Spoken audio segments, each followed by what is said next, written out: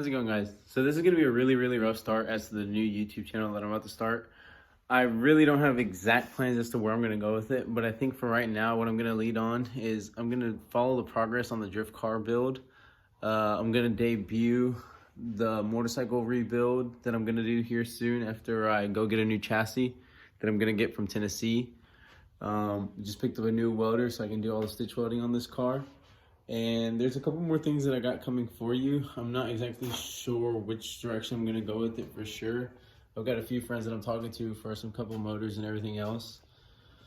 It's essentially a good chassis, straight. It's got a couple accidents that it's been through. Right now it's got some BC coilovers. It's got adjustable arms, looks like some ISR adjustable arms. It has spacers in the front. Everything else is basically stock suspension wise.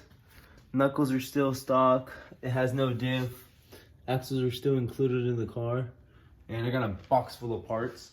The hood is still there. And I got the fender and the bumpers all right here. So it's gonna be an interesting little build. Stay tuned and let's see how it goes. Thanks.